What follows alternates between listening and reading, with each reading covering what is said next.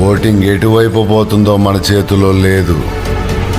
నీ ఓటు ఎటువైపు పోవాలో మన చేతుల్లో ఉంది. వాళ్ళేమనుకుంటున్నారో నాకు అనవసరం. నువ్వు నీ కోసం ఏ నిర్ణయం తీసుకుంటావో అది చెప్పు. వేటగాడికి వేట దొరకపోవడం కన్నా వేటాడనివ్వకపోవటమే ఎక్కువ బాధ కలిగిస్తుంది. చాలు కదా. చాలరా. అయితే హంటింగ్ సీజన్ ఓపెన్ చేసే. ఈ మాట నువ్వెప్పుడు అంటావని ఎదురు చూస్తున్నాన్రా.